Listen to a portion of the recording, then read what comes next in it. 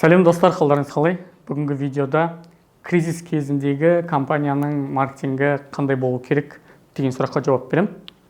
Ол сұраққа жауап бермес бұрын біз мынандай фундаментальный заттарды қозғайтын боламыз.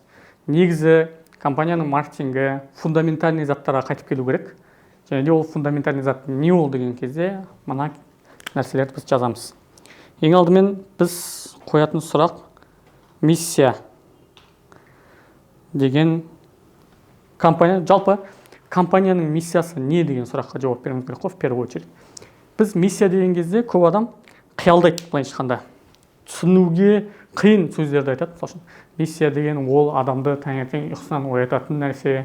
Миссия деген ол как будто бы адамда мақсат деген болады. Миссия деген соның үлкен варианты деген сияқты сондай бір қиялы ойларға айтады. Ал ол нәрсені түсіну қиын да на самом деле.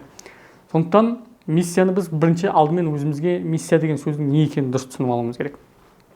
Ол үшін біз тарихта миссиясы бар адам деп кімді елестетеміз? Көп қазақтың ойына, осы видеоны қарап отқан қазақтардың ойына ең алдымен миссиясы бар адам деген кезде Абай Құнанбаев, Ыбырай Алтынсарин, Әлихан Бөкейханов, Ахмет Байтұрсынов деген сияқты Алаштың былайша ұлт зиялылары есіне түседі. Ол кісілер не істеді? Мектеп ашты, кітап жазды, қара сөздер жазды, саяси партия ашты, газет ашты. Біздің қазіргі күнімізде де именно сол жұмыстарды айна қатес жасап жатқандар бар.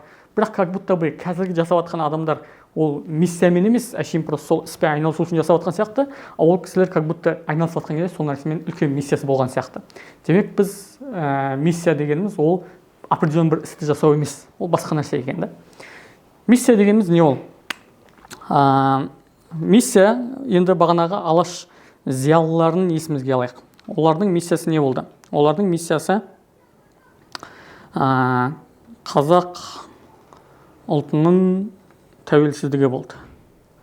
Тәуелсіздігі. Бұл миссия қайдан пайда болды? Енді олардың миссиясы мысалы біреу мектеппен айналысса да, жалпы біздің 18-ші ғасырдан бастап біз бір Ресей империясының тәуелділігінде болдық қой. Сол кезден бастап біздің ата-бабаларымыз кеше Кенесары ханға дейін күшпен аламыз деп ойлаған мына тәуелсіздікті. Бірақ уақытында түсініп, что күшпен алынбайды ол тәуелсіздік екенін, біздің ата-бабамыздың арнайы бір стратегиясы өзгерді. Тәуелсіздікті алу жолында олар ғылыммен, ағартушылықпен, дін, мәдениетпен аламыз деді өзіне тәуелсіздікті. Неге? Себебі Ресей империясы тек қана өзінің бодандығында болған мемлекеттерді тек қана жерлерін басып алған жоқ. Ол жерлердегі адамдардың тарихын ұмыттыруға тырысты, дәстүрін ұмыттыруға тырысты, тілін және де дінін, өзінің қандай болмысын, қандай ұлт екенін ұмыттыруға тырысты. Неге? Себебі мәңгүрттенген сол нәрсенің бүкілін ұмытқан ұлт басқарылуға оңай болатын болды.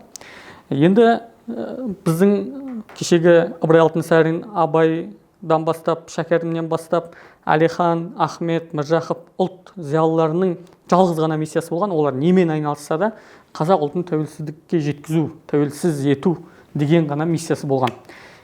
Демек, оларда осы миссия пайда болу үшін оның алдында не болған? Оның алдында үлкен бір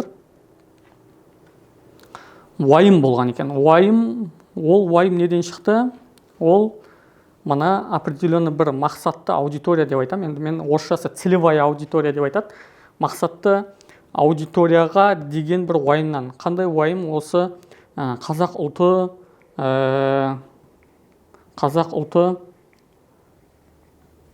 тәуелді екендігіне. Тәуелді және де егер біз бір нәрсені өзгертпесек, егер біз бір нәрсені өзгертуге тырыспасақ, осы қазақ ұлты и в дальнейшем тәуелді болып кете береді. Нәтижесінде картадан, жер бетінен қазақ деген ұлт жойылады жалпы. Сол ең бастысы уайым. Мақсатты аудитория олардың именно қазақ ұлты болды деп айтайық. Қазақ ұлты болды. Енді мақсатты аудитория уайымдады ұлт зиялылары. Содан бастап миссия пайда болды. Қазақ ұлтын тәуелсіздік етеміз. Енді сұрақ пайда болды ғой. Мен осы миссиямды орындау үшін, қазақ ұлтын тәуелсіздікке алып келу үшін мен не істей аламын деген кезде, оларда продукт пайда болды. То есть мен миссиямды орындаған кезде қандай продукт болу керек? Продукт дегенімізде осы жерде компаниялардың көбісі шатасып жатады. Продукт деп ойлайды өзінің компаниясының шығарып жатқан өнімін адамдар, компаниялар, кәсіпкерлер, маркетологтар продукт деп ойлайды. Продукт деген на самом деле сенің не жасап жатқан жұмысың емес. Мысалы үшін мен айтсам қазір Абырай Алтынсариннің продукты не десем, көбісі айтуы мүмкін мектеп деп айтады. Ол мектеп ашты себебі дейді. Немесе Абырай Алтынсарин Ахмет Байтұрсыновтың продукциясы не ол десем, ол айтуы мүмкін әліппе деуі мүмкін. Себебі ол әліппені жазумен айналысса. Жоқ, на самом деле ол емес продукция. Продукция мына миссияның продукциясы болады. Демек, мына миссияны орындаған кезде продукт не болады? Конечный итог осы миссияны орындаған кезде тәуелсіз қазақ болады. Тәуелсіз қазақ. А вот осы продуктты жасау үшін инструмент деген бар уже бесіншісі. Құрал, яғни осы продукт жасау үшін құрал, ол уже бағанағы мектеп ашу, оқулықтарды түзеу деп айтайық. Партия ашу. Бұл уже бағанағы алаш зиялыларының конкретно не нәрсемен айналысқаны. Бұл олардың инструменттері. Мына мақсатты аудиторияны, яғни қазақ ұлтын тәуелсіздікке алып келу жолындағы олардың тәуелсіз болу үшін айналысқан заттары осы олардың инструменті болады екен. Енді мақсатты аудиторияның осы сенің миссияңды алып келу үшін точка А деген болады. Точка А, сосын точка Б деген болады. Точка Б. Точка Асы тәуелді қазақ, условно. Тәуелді қазақ ұлты. Точка Б алып келгісі келді тәуелсіз қазаққа алып келгісі келді олар. И олардың миссиясы осы болды. Осы точкадан осы точкаға дейін жеткізуді біз миссия дейміз. Және де продукт дегеніміз на самом деле мынау міне. Мынау мақсатты аудиторияның өзгерісі, точка Б-сы продукт мынау негізінде. Ал осы точка А-дан точка Б-ға жеткізетін затты біз инструмент деп атаймыз на самом деле. Мысал айтайын, мен Алматы қаласынан Шымкент қаласына барам деп шештім. Менің точка А Алматы қаласы, точка Б Шымкент қаласы. Ортада қандай нәрсемен барам? Таксимен барам ба, пойызбен барам ба, самолетпен барам ба? Бұның бәрі құралдар. Бұның бәрі продукт емес. Продукт на самом деле менің Шымкент қаласында болуым. Окей, егер бұны түсінген болсақ, біз қазір мына нәрсені өшіремін да, қазір бұны бизнесте, компанияда қалай қолдану керек екені туралы айтамын. Аны өшірейік. Достар, мен пока өшіп жатқан кезде сіздер комментарийге жазып кетсеңіздер болады. Түсінікті айтып жатырмын ба, түсініксіз айтып жатырмын ба? Себебі мен бұл түсінікке енді ғана келіп жатырмын, осындай бір картинаға, осындай бір формулаға. Неге келіп жатырмын? Себебі мен кітап жазып жатырмын, жалпы өзім. Кітап жазып жатқан кезде осы кезге шейінгі маркетингтік жұмысымның картинасы, жалпы маркетинг деген не ол, оны қалай жасау керек, не істеу керек деген кезде барып менде құрылған бір система пайда болды. Және де осы картинаны көре алдым кітап жазу барысында. Және де қазір кітапта бұл туралы тереңірек қозғаймын, яғни мысалдармен қалай болу керек екені туралы. Бірақ қазір сіздермен алдын ала видеомен де бөлісіп қойғым келіп тұр. Себебі алдын ала сіздердің реакцияларыңызды, мүмкін сұрақтарыңызды біліп, сол сұрақтарға кітаптың ішінде жауап беруім керек еще деген сияқты. Кеттік. Енді мен өзім көбінесе білім саласында, соның ішінде ұбт саласында жұмыс істегеннен кейін мен қазір сіздерге ұбт саласы бойынша мысал келтіремін. Мысалы, 10-11 сынып оқушысы болады. Бізде ұбт саласында мақсатты аудитория, яғни целевой аудитория дегеніміз. Бір компанияның ішінде, бір компанияда ол оқушыға қатысты қандай уайым болуы мүмкін? Ол уайым ол оқушының грантқа түспей жатқаны болуы мүмкін. Ойлайық, бір компания шынымен ақ соны уайымдады. Мына оқушы грантқа түспей қалды, оның последствиясы ретінде ол, естественно, қол бос қалып қойды. Не ауылдан шыққан жас бала грантқа түспей қалды, платный оқуға да ақшасы жоқ. Оның последствиясы ретінде ол бос қалып қалды. Бос қалған энергиясын не дұрыс жұмыс жасауға жұмсап жатқан жоқ, не бір жақтан бір стажировка өтуге жұмсап жатқан жоқ, не оқуға жұмсап жатқан жоқ. Потенциально бұл группадағы адамдарды ник категориясындағы адамдар деп атаймыз, яғни қылмыскер болып кетуге жақын адамдар. Ник категориясындағы адамдардың қатарында болып кетуі мүмкін. Ник категориясы. Енді мен айтамын, менің миссиям мына 10-11 сынып оқушысын грантқа түсіру. Грантқа түсіру, оны қылмыскер болып кетуден сақтау.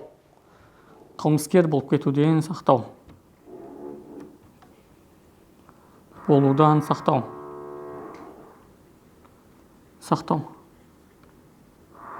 Демек, осы жерде менің продуктым не болады? ОБТ саласында жүргендер ойлайды, компанияның продукты ол ОБТ курсының өзі деп ойлайды.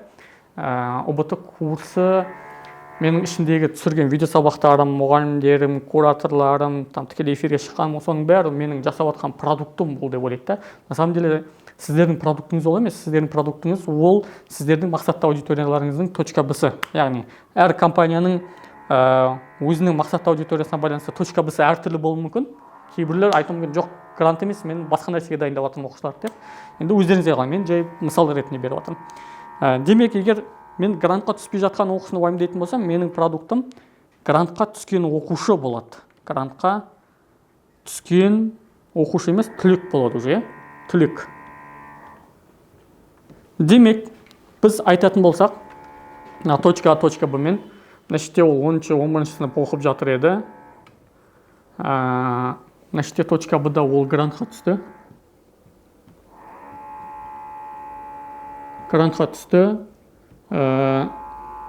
Қылмыскер болып кетудің қылмыскеріміз ник категориясына түскен жоқ деп атайық. Енді осы точка А-дан точка Б-ға жеткізетін затты ол инструмент. Міне инструмент, біз курс болуы мүмкін бұл нәрсе бір консультация болуы мүмкін. Уже ОБТ-ны тапсырып шыққаннан кейін консультация болуы мүмкін. Ол сопровождение болуы мүмкін, түрлі нәрселер. Енді глобальный проблема не? Біз енді келдік. Глобальный проблема не ол? Глобальный проблема, особенно ОБТ нарығында, біздегі ең үлкен проблема, бүкіл маркетинг, білім саласында, мана инструменттер жайлы айтады. Не деп айтады? Біз номер 1 курспыз. Бізде ең мықты мұғалімдер сабақ беріп жатыр. Бізде ең мықты кураторлар, бізде өте сапалы видео сабақтар, 24/7 қолдау деп былайша айтқанда маркетингпен айналысып жатқан жоқ. Мына компанияның ішіндегі инструменттерді жарнамалаумен айналысып жатыр. Әзірге любой компания, ол мен қазір ОБТ саласын ғана мысал келтіріп жатырмын, бірақ любой компания осы нәрсемен айналысып жатыр. Яғни бізде дұрыс емес қалыптасып қалған түсінік бар. Біз ойлаймыз, маркетинг дегеніміз ол мен айналысып жатқан затымды не жасап жатырмын, инструментті мақтай беруім керек. Менде ең күшті инструмент, менде ең күшті курс, менде ең күшті сабақтар, менде ең күшті мұғалімдер деп. Бірақ маркетинг бұл емес. Маркетинг дегеніміз ол мына жақта жатыр.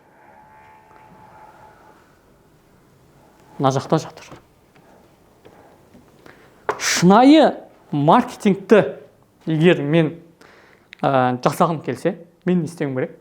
Сол компанияның мақсатты аудиториясын толық зерттеп, ол андай зерттеу емес. Біз таргетке жіберген кезде таңдаймыз ғой. Соны оңтүстікті аламыз да, 17-18 жасар деген сияқты емес. Ол шынымен ақ олармен сөйлесіп, олардың шынымен түпкірінде жатқан болғандай. Ол сол зерттеу. Сосын осы компания уайымдап жатқан нәрсемен өзіміздің тұлғалық уайымымызды бояп іште, өзімізге сол маркетинг отделға мына миссияны жұқтыртып, яғни маркетинг отделіңіз шынайы күшті маркетинг жасай алу үшін компанияның миссиясымен ауыратын маркетинг отдел болу керек. Және де мына продуктты жарнамалау керек қой негізі. Мына продуктты жарнамалау керек. Продуктты жарнамалау керек дегеніміз не ол? Продуктта көріп тұрсыздар, бұл грантқа түскен түлек деп тұрмын. Бұл жерде компания туралы бірде-бір ауыз сөз жоқ. Демек, мен ең бірінші очередь өзімнің мақсатты аудиторияма продукт дегеніміз грантқа түскен түлек, оның Б точкасын оған жарнамалауым керек. Сіз қазір YouTube-қа кіріп көріңіз, Nike реклама деп поисқа шықсаңыз, Nike компаниясы сізге менің кроссовкиім мынандай күшті материалдан жасалған, менің кроссовкиімді мынандай әлемдік дизайнер дизайн жасап жатыр, немесе менің кроссовкиімді жасап шығару үшін мен мынандай заводта жұмыс жасап жатырмын деп бірде-бір сөз айтпайды.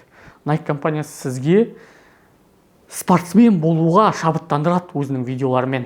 Және де сіз Nike компаниясының рекламный ролигін көрген кезде сіз шынымен ақ в первую очередь өзіңіз спортпен айналысқыңыз келеді. Себебі Nike компаниясының миссиясы сізге кроссовки сату емес, оның миссиясы сізді спортсмен қылу, сізді спортпен айналысуға бейімдендіру. Себебі олар алдын ала біледі, что шынымен ақ олардың мақсатты аудиториясына қарасты уайымы бар, и ол мақсатты аудиториясы әзірше спортпен айналысып жатқан жоқ. Демек, олар сол мақсатты аудиториясын бірінші очередь оларға спортпен айналыстырту керек. Спортпен айналысқаным Nike киеді деген смыслды посыл жібереді. Бірақ в первую очередь олар сізге, сен спортпен айналысасың, айналыспайсың ба? Маңызды емес маған. Просто кроссовкимді алда, ақшаңды төледі, ары кетші демейді да сізге. Сізге шынымен ақ шабыттандырады, видеолар, мотивационный роликтер көрсетеді, сізге мен болды спортпен айналысамын деген шешімге алып келеді. Және де сіздің спортпен айналысуыңызға тұрақты түрде олар әсер етеді. Тура солай. Енді маркетинг дегеніміз жалпы қорытындылай келсек, егер видеоны бұндай кризистік ситуацияларда маркетинг продукттың құндылығын жеткізумен мақсатты аудиторияға деген сөз бар мәште, кешірім сұраймын. Мақсатты аудиторияға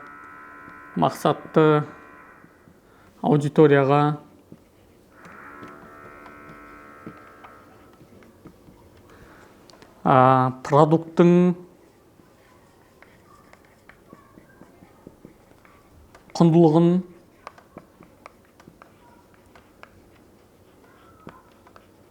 жеткізу.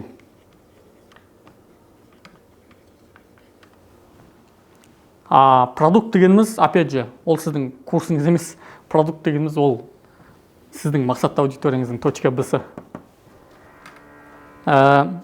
Егер бұл нәрсе туралы бағана тереңірек түсіндіргенімді қаласаңыз, мүмкін сіздің компанияңызды осылай разбирать етіп бергенімді, егер айтып жатқан нәрсем, конечно, сізге вбиться етіп жатса, то есть менің бір дұрыс нәрсе айтып жатқанымды мүмкін сезсеңіз,